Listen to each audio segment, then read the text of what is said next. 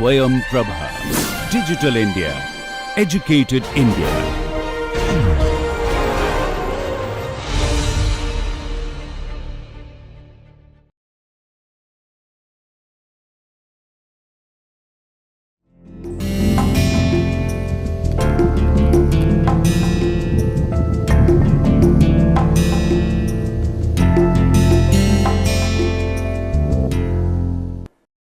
Hello everyone, welcome back. So, in the last class we saw that what are the aspects in which basically CFD can be really useful, and it can basically assist the experiments in a big way in terms of getting more data points, doing simulations where experiments are not feasible, or even in terms of cost and money, cost and time, and from the safety perspectives. Okay. So, today we are going to discuss about what are the steps that we need to follow when we are doing CFD. Okay. So, we have seen some applications, and you might be seeing some very beautiful pictures. If you go to internet and type CFD, you would see nice pictures. Okay. It may be some contours, some streamlines. Okay. So, then the question is like how do we get those kind of pictures, or how do we get those kind of images. So, they are of course, post processed, you have done some simulations and you are presenting in a way that it is understandable to the user, right. So, before we actually get to the picture, there are a lot of things which are involved in doing CFD. So, the first thing here is the preprocessor. Okay. So, you might have to there are various steps you have to follow before we get to those very nice images. Okay. So, first of all, we need to basically create a very nice CAD model. Okay. If you can get it the CAD model, it can be different format. Okay. It can be step file format or any different format, and you have to basically get it and import it in your favorite grading software. You need to make sure that the geometry is closed. Okay.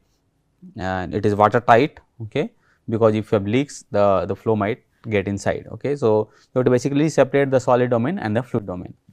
Okay. If you do not have the geometry, then you have to create a geometry. You might have the points, okay, the data points which can be used to create the geometry. Okay. And there also you need to make sure that you are basically ensuring that there are no discontinuity in the geometry if it is not desired. For example, if you are designing an aerofoil or a turbine blade, you do not want that there is a discontinuity in the shape, and that is triggering the flow to become transitional, okay, or turbulent, right. So, you do not desire all those things. So, the geometry creation is a very important step where you need to make sure that it follows the CT continuity on the surface, and it does not have any leak, okay, it is watertight and all those things. Okay. So, after you created the geometry, second thing is to create a mesh, right. So, before you go to the mesh, we have to basically define your computational domain.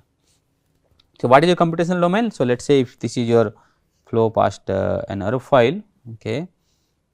Sorry, I will make it better.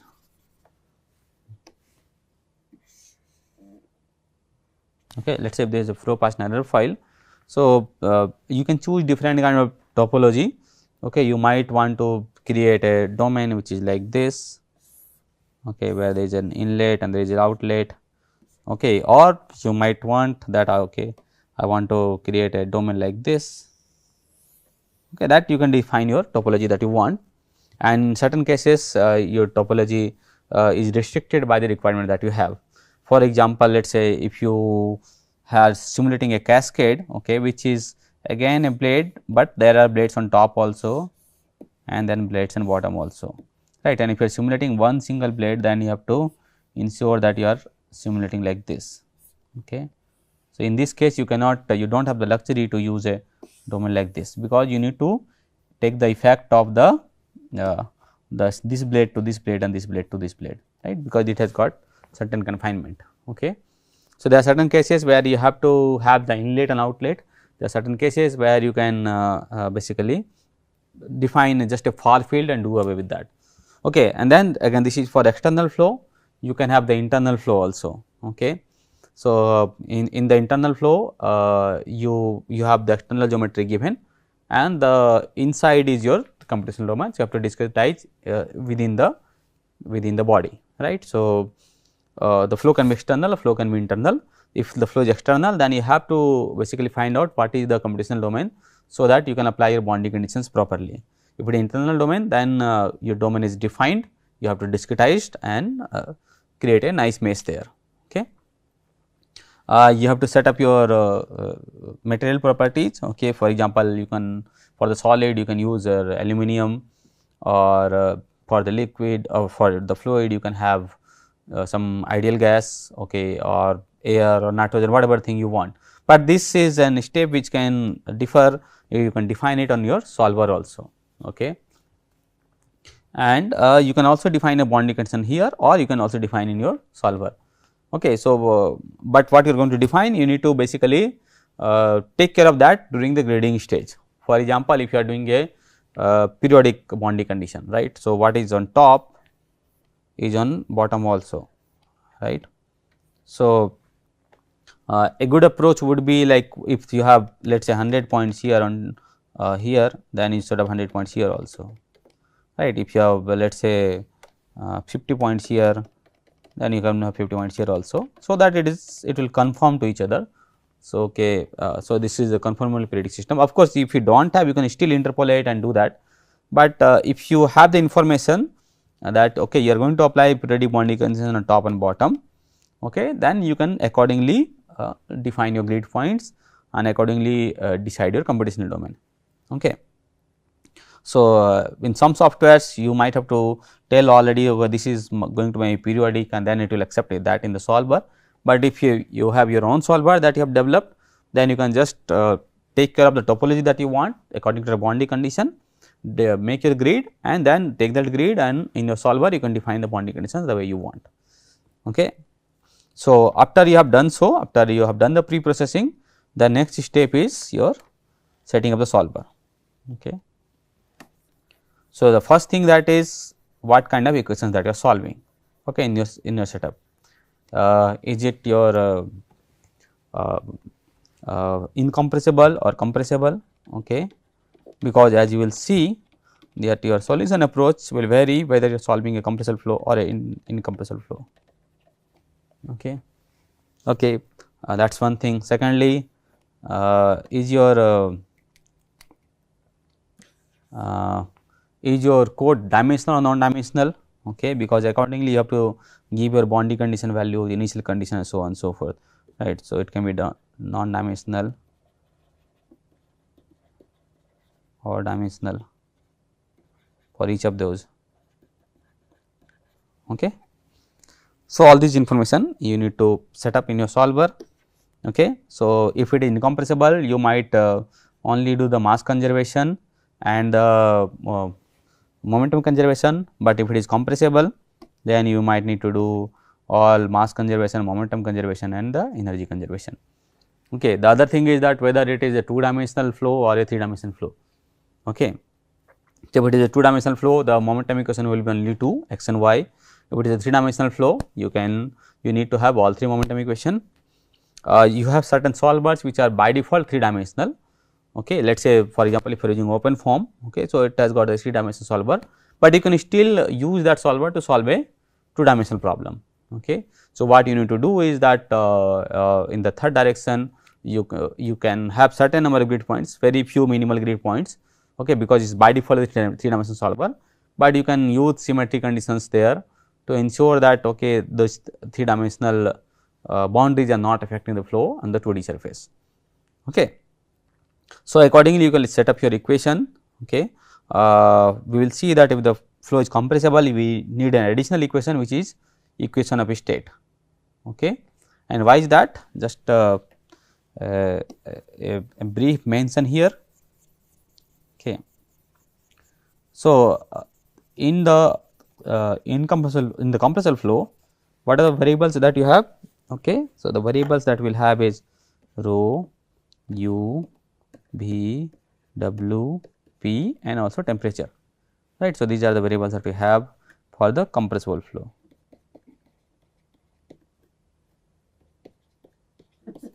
Okay. But what are the equations that you have? You have mass conservation, that is 1, okay, this is mass, and how many momentum? You have 3 momentum x, y, z, okay. This is, let us say we are doing a 3D problem, okay, and then you have one energy equation, okay. How many equations you have total? 3 plus 2, 5, okay. How many variables you have? 1, 2, 3, 4, 5, 6. Got 6 variables, 6 variables, 5 equations. How do you solve it, right? So, this is an underdetermined system. So, in order to solve that, you need an extra equation, and thankfully, we have that equation, because we know that from thermodynamics is that our pressure and density are related to the temperature, okay. And if your flow is ideal gas, then you have P equal to rho R T. Right. So, you can, this is the equation of state that you need to set up, but if it is not ideal, you might have certain other equation of state that you might have to use, okay. And of course, you can have other physical models, for example, how does your viscosity vary with the temperature, right. So, viscosity, what are there are models like Sutherland's law, okay, or there are power law. So, what is the model that you are using there?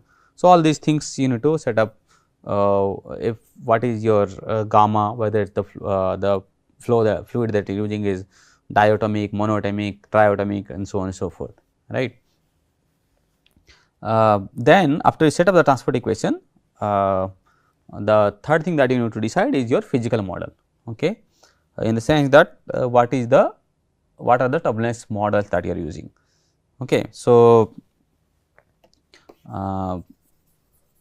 this is whether you are solving it through LES or RANS, your turbulence model will be different, right. If you are doing even within RANS, you will have different kind of turbulence models. The popular models are Spillart, Alamaras model, SA model, K epsilon model, K omega model, SST K omega model, okay, and there are a range of models. So, these are the turbulence models. Then you have now transitional models also, which basically cater to the transitional flows.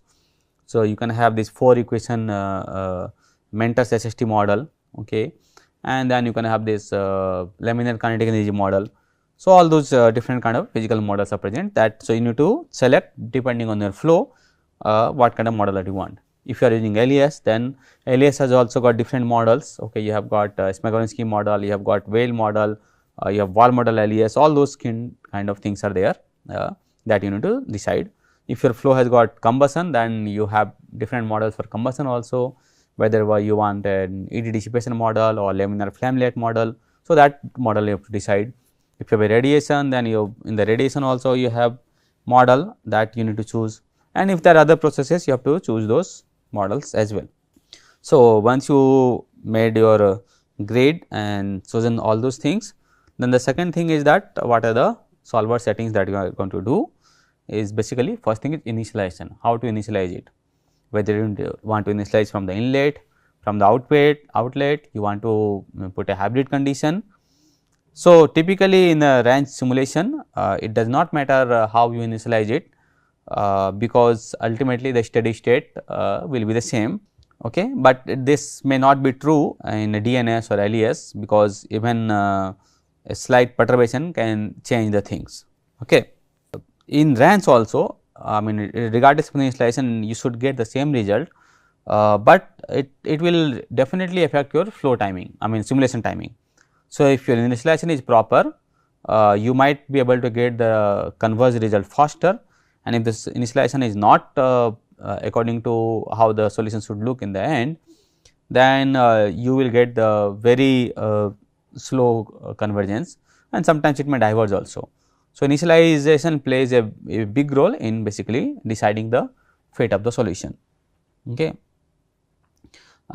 You have to have like solution control, like at what time you want to write the output file, what are the things that you want to see, the monitoring solution, like do you want to see the residue, okay, what are the residue that you want to see, whether it is density, velocity, energy and all those kind of things, okay, and the convergence criteria, like when it will be converged.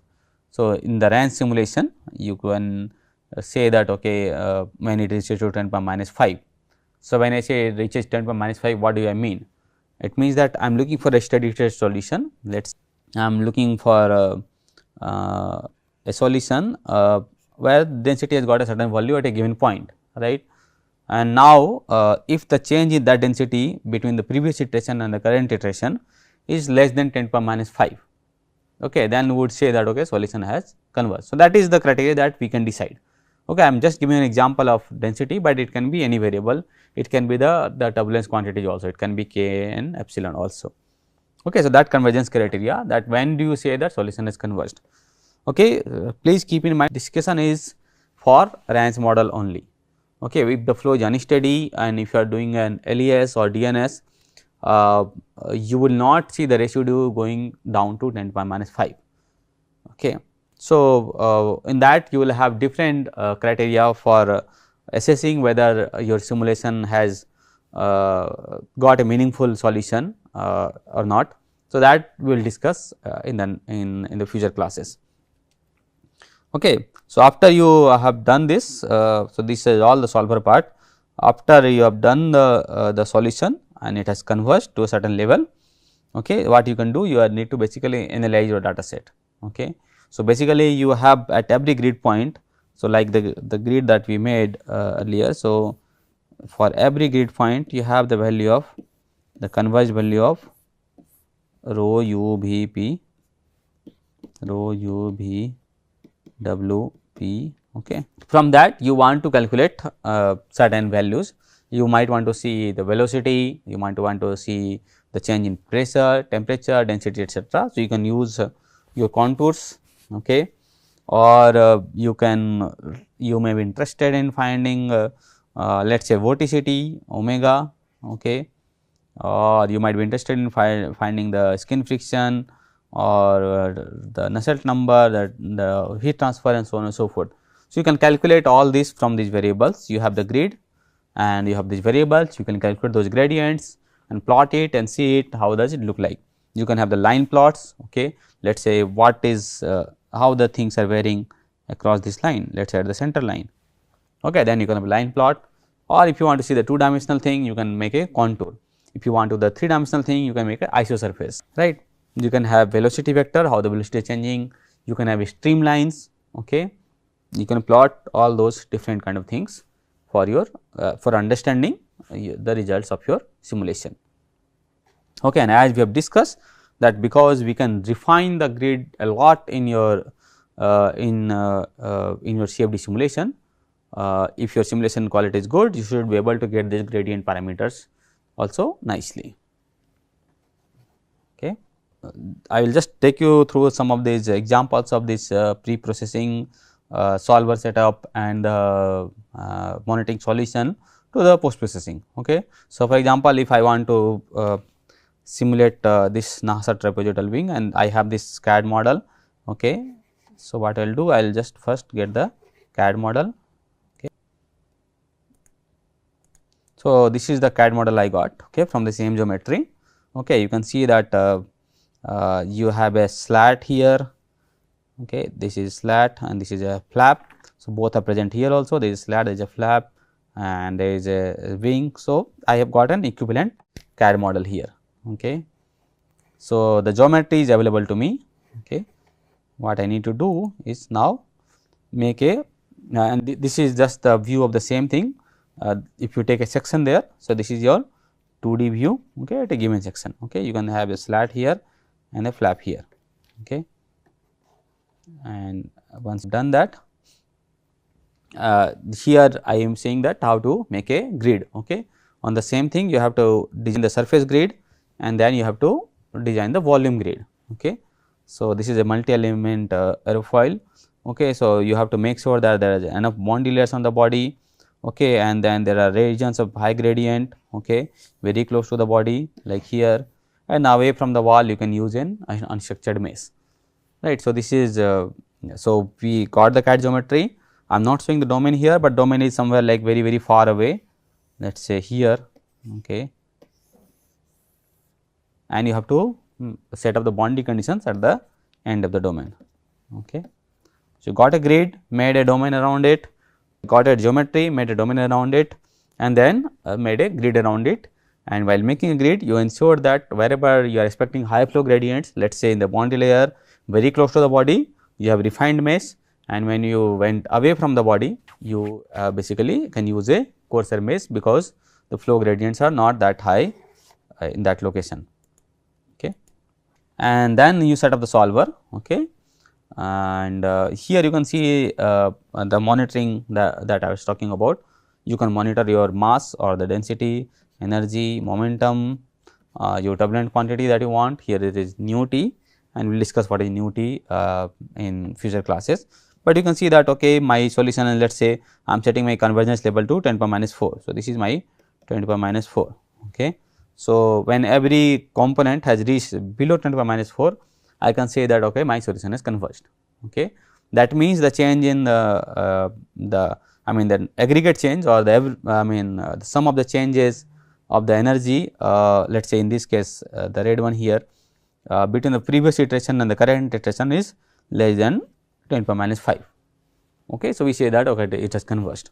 Okay. So, the x momentum, y momentum and g momentum, they say, you can see that they have converged below 10 to the minus 4, right. So, this is the parameter that you can decide, like when we should be satisfied that, okay, now I can say that my solution is converged.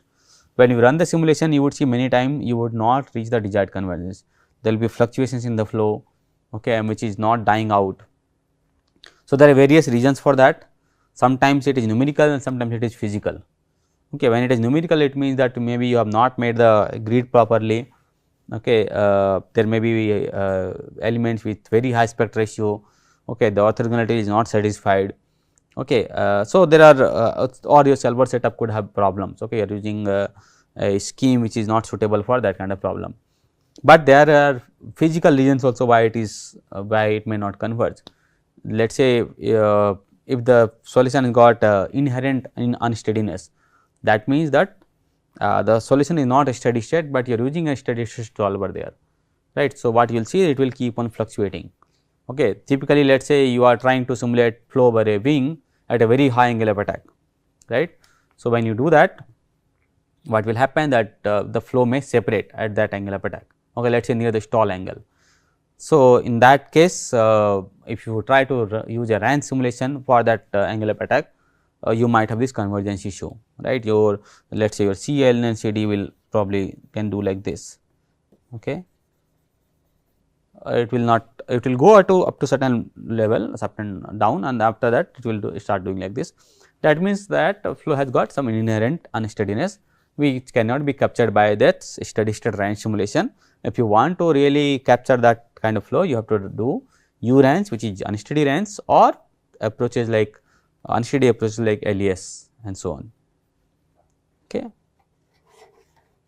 So, this is very important to understand that what flow physics you are expecting from the problem. Otherwise, you cannot differentiate what is the numerics and what is the physics. Okay. So, this is one example with what I was telling that.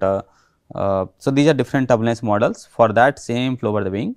So, this is one of my papers that you can read. I mean, these all the results I am showing is from one of my papers. So, this is your experimental data, the blue one is the experimental data, and you have results from different models, SST, K epsilon RT, and then you have SA model, right. So, of course, the solution, the simulation was performed long back, around 10 years back. Now, we have better tuning of the models.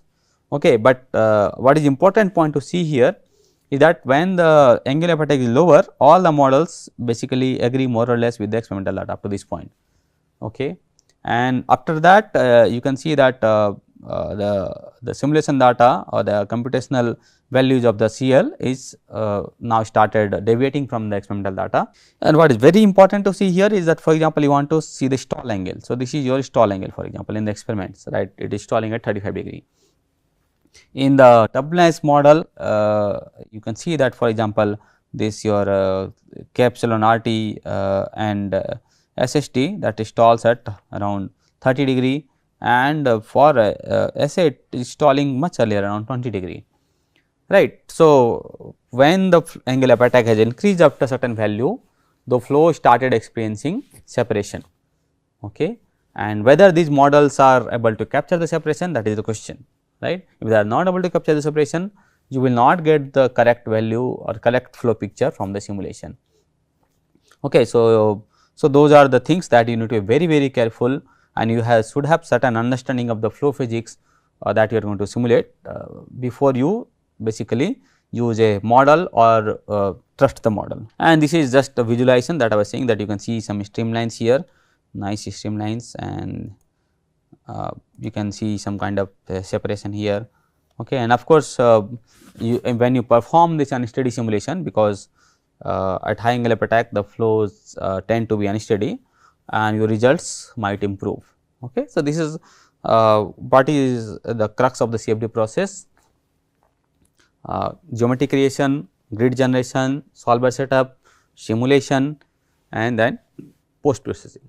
Okay. So, I went through all these processes, and whenever you do any CFD simulation, you also have to go through all these CFD processes.